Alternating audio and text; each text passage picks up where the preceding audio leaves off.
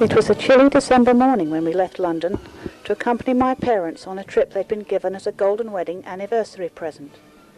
We were going to Russia, where none of us had been before, and after a 4-hour flight we arrived in Leningrad and checked into the hotel, which we were surprised to find was very well appointed. Our bedroom had all the expected amenities, although we'd been given no choice of single or double beds.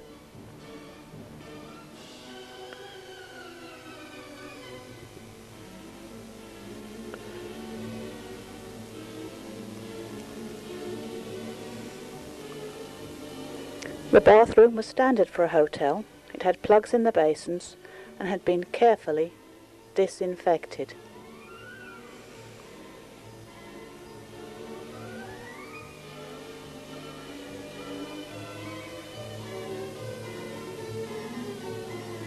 There was even a television, which had some English-speaking but Russian-produced programs every morning.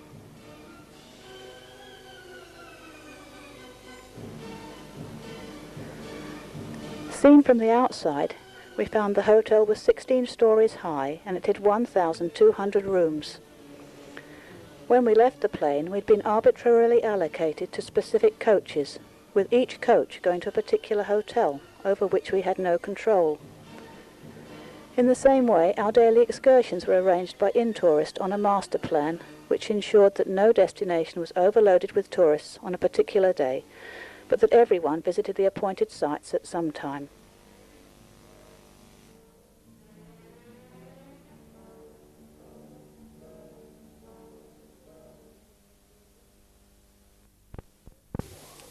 Today we have a general tour of Leningrad, and our first stop is here, where we are by the river Neva, which is frozen solid, as are the many other rivers and canals which together ensure that Leningrad is called the Venice of the North. Across the river we can see the famous Winter Palace, part of which comprises the Hermitage Museum, with 2.5 million paintings available to view.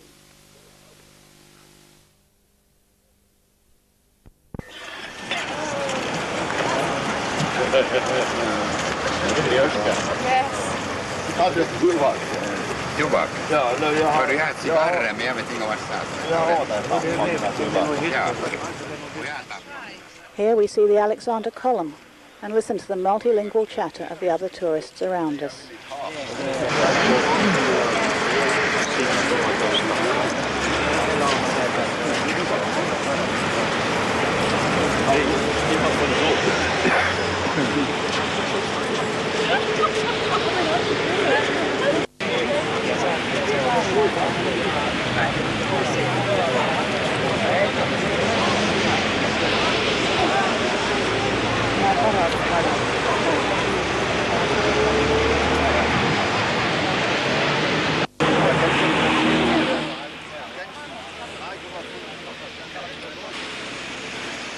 There's plenty of traffic on the streets, and it seems that the military police have the right to stop and question motorists, even in the middle of the road. However, children are the same wherever they are. Hello.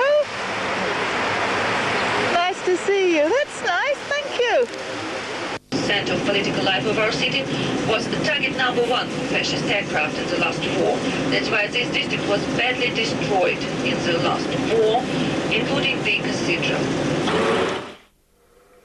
Our tour was accompanied by an English-speaking guide who gave us a constant flow of information, but who also appeared ready to answer questions on any matters put to her in quite a genuine manner.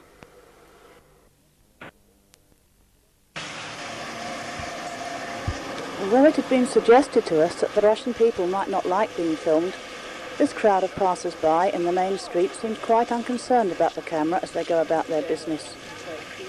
We did venture into some of the shops, but didn't film the people queuing there for the limited supplies available.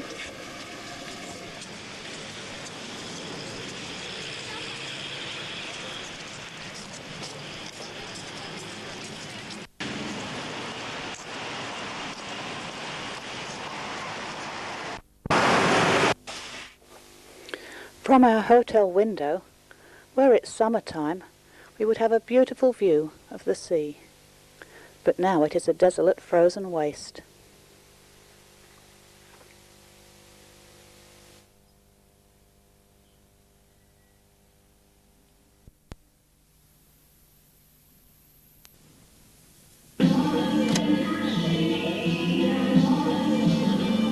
At night in the hotel, our time is occupied as it would be on any other holiday.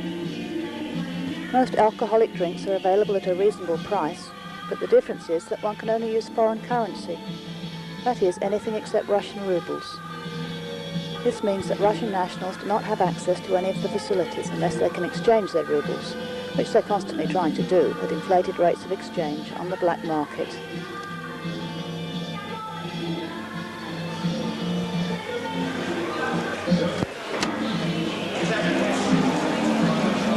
This group of people are waiting for their appointed sitting in one of the many dining rooms.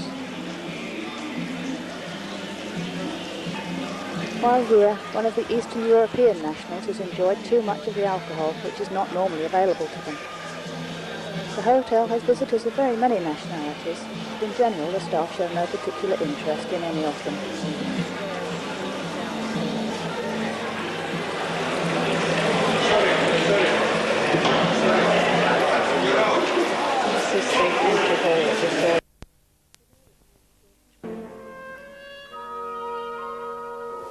Today our excursion has taken us to Petrovodorets, which was Peter the Great's summer palace. In summer the gardens apparently rival those of Versailles and sweep down to the sea, but at present the statues are crated up and the gardens covered in snow.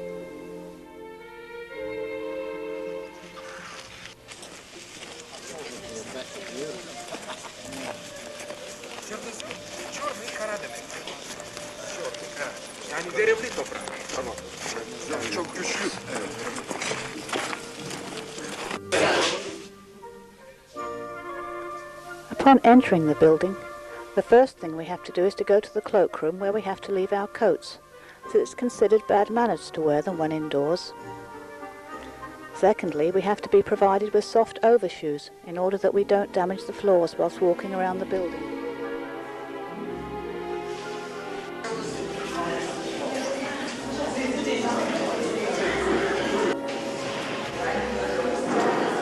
The palace itself consists of a series of beautifully decorated rooms, each in a different style, and containing many treasures of the Russian Empire.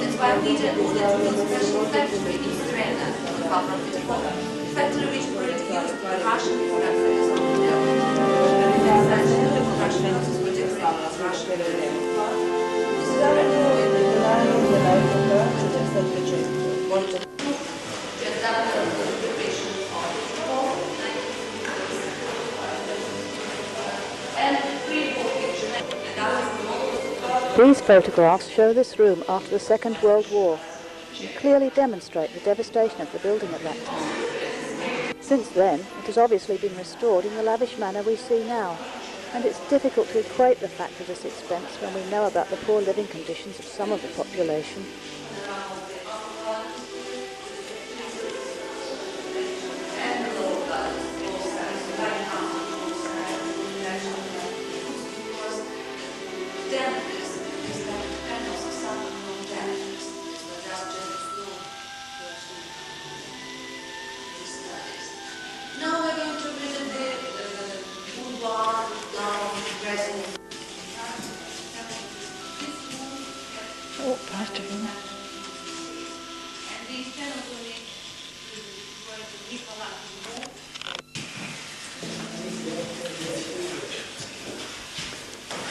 Through the window, we again have a view over the snow and frozen sea, although in summer we would see the beautiful garden.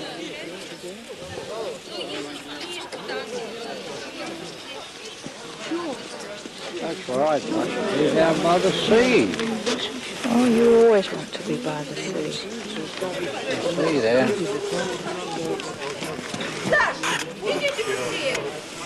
Oh, sorry. Sorry. Let's get it. No. Pen. No!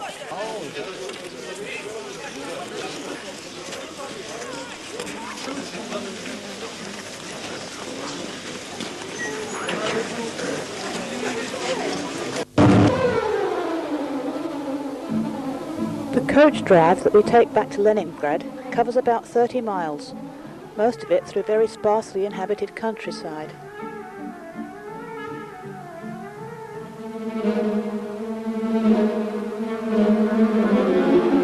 However, suddenly we come across what is apparently the post-war solution to the housing problem, namely a series of enormous blocks of flats built into a complete community on the outskirts of the city. They obviously contain their own shops and schools and are quite separated from the suburbs of Leningrad, which in themselves are similar to other large cities.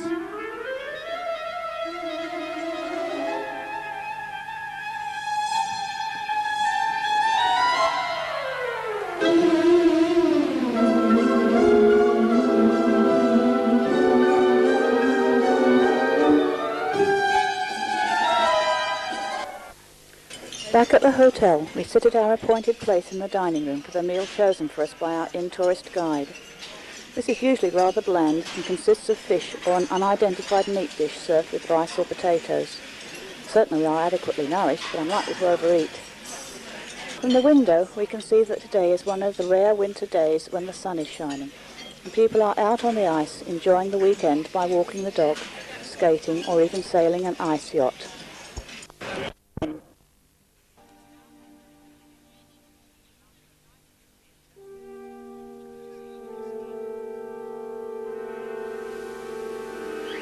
Next day, the sun has vanished and the wind is bitterly cold, but my parents have decided to go for a walk.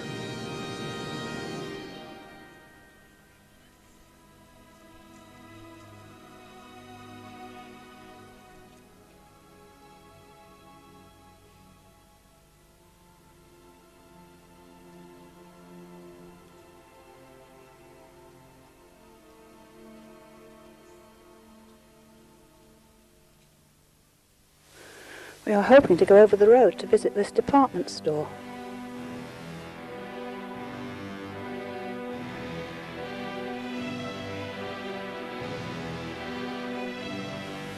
However, it seems Father would prefer to explore the frozen waste, which in fact is part of the Gulf of Finland and leads into the Baltic Sea.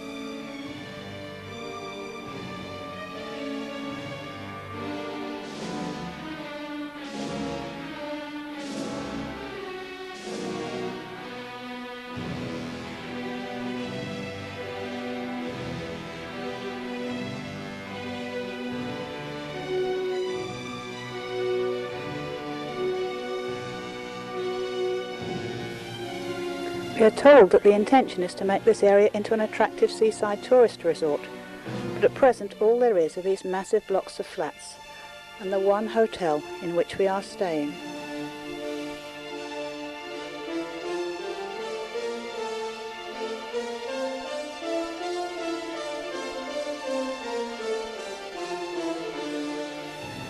In the distance we can see the main city of Leningrad, as we're on the outskirts.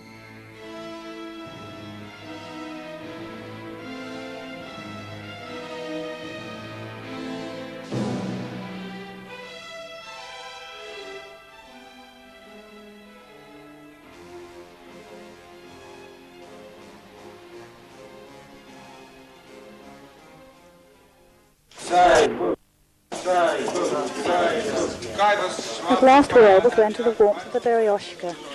This is a special tourist shop selling similar luxury goods to those found in the West at comparable prices. The catch is that it takes hard currency only, not the rubles that the Russian people have available.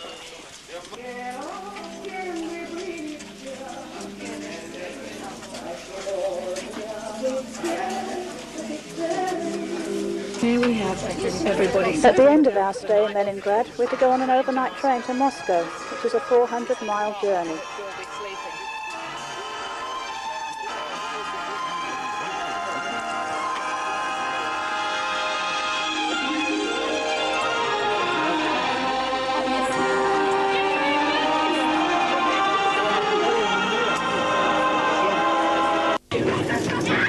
We're provided with the inevitable cheap and plentiful tea, but we have to supply our own milk, as that's considered a luxury here.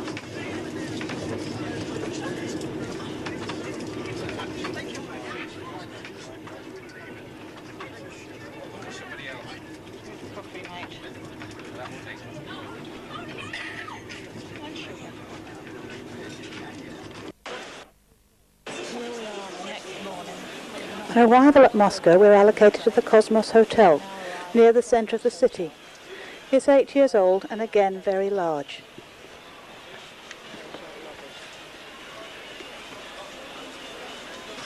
This is a side view of the hotel, moving round to the front, before we go off on our tour of the morning.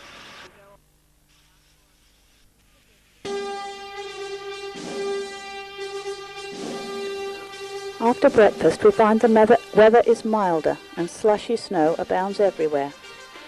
We're taken to see our first view of the spectacular St. Basil's Cathedral, which is one of the sites of the famous Red Square.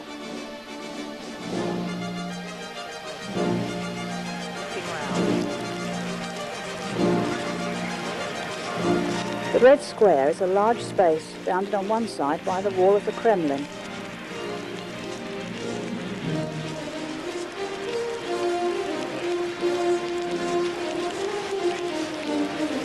Here we see the never-ending queue of Russians waiting to see Lenin's tomb.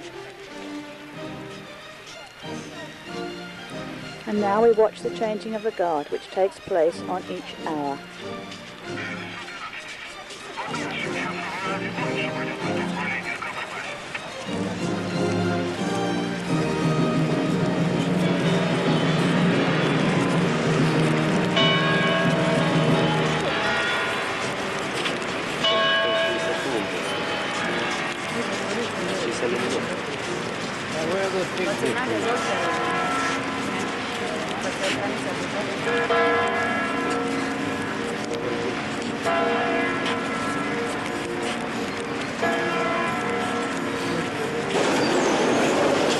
Here in the gum department store, where we could at last spend our black market rubles if we could find anything we wanted to buy.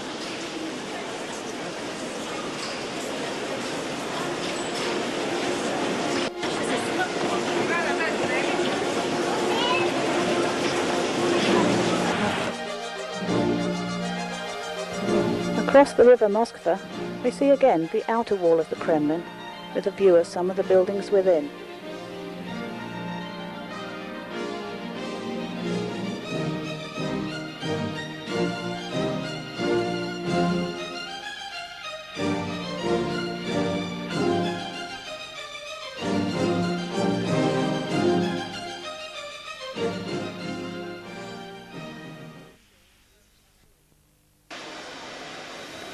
Back at our hotel, we again enjoy an evening aperitif.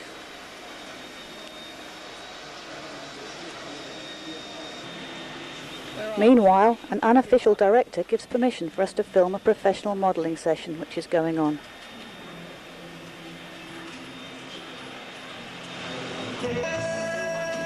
In the hotel nightclub, it seems very like home.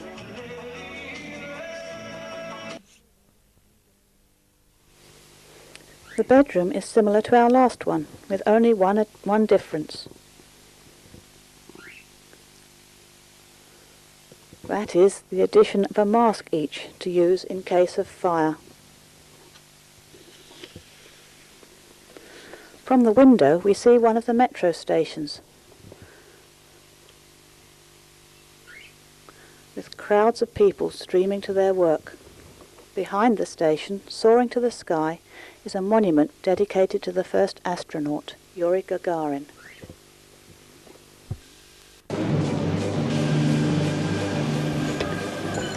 We're now travelling in the metro, where each station is lavishly decorated and the transport is efficient.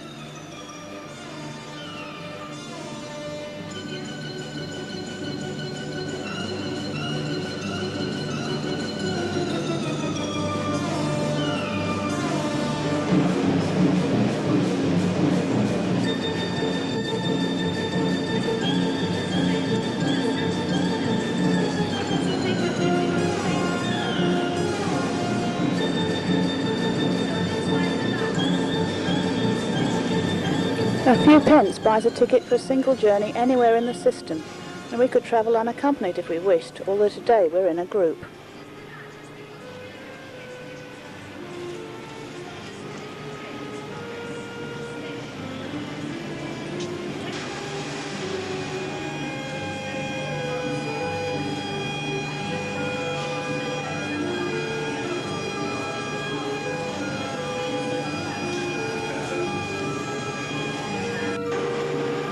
Our group leader wears a Union Jack in his hat so that we don't lose sight of him.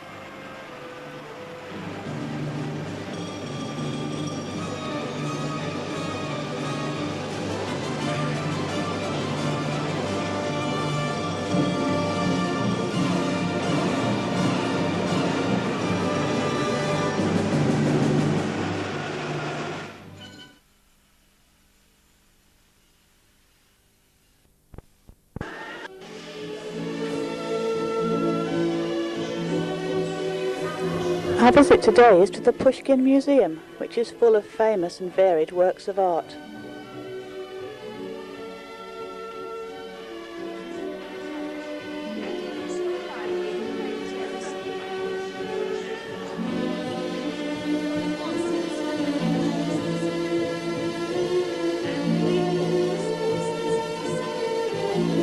Visiting the museum are many groups of children, some of them in the uniform of the youth group, the Red Pioneers.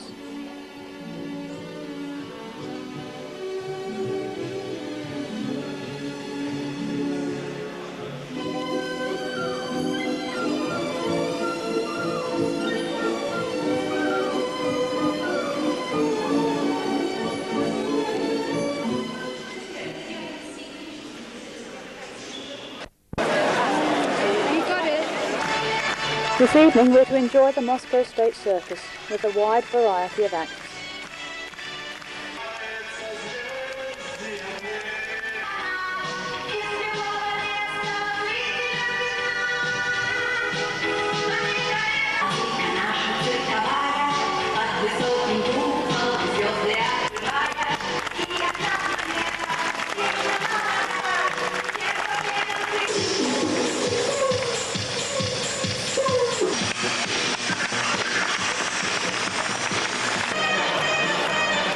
Here of the Vietnamese pot-bellied pig is part of the act.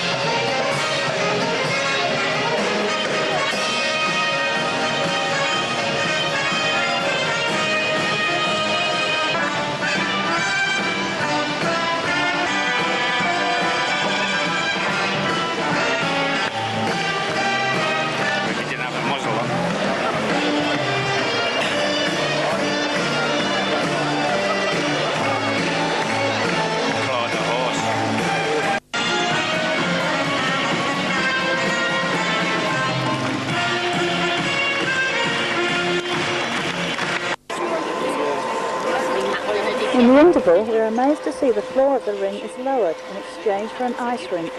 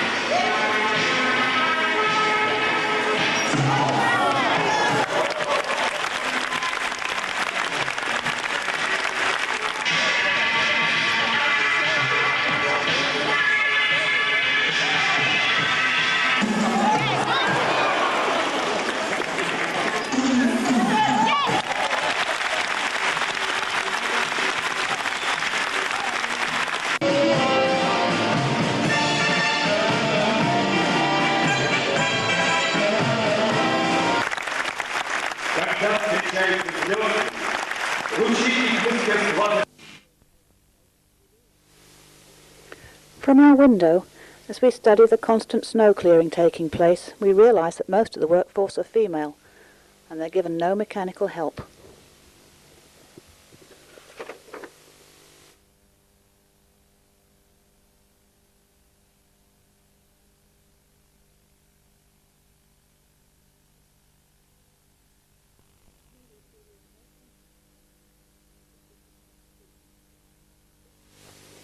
Here we see the ornate entrance arch to the Park of Economic Achievement.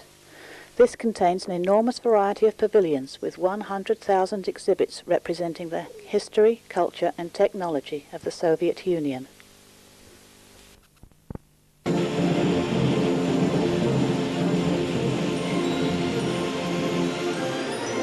Today we go inside the Kremlin walls, to the area which is the oldest part of Moscow. As well as comprising the official seat of the Soviet government, it contains some splendid gold dome cathedrals and other historical monuments dating back to the 15th century.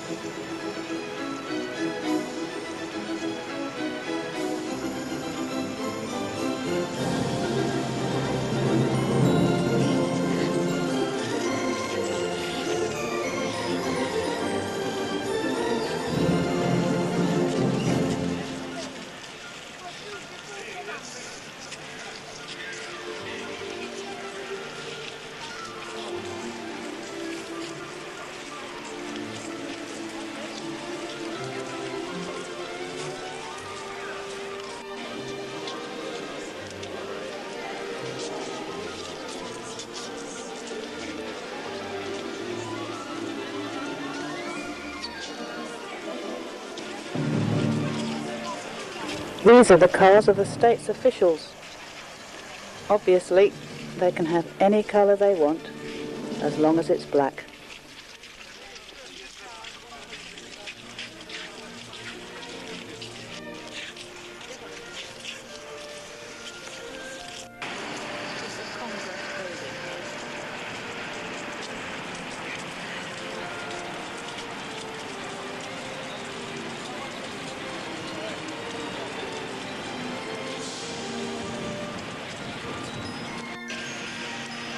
At the end of our busy week, at last it's time to say goodbye to our tour companions.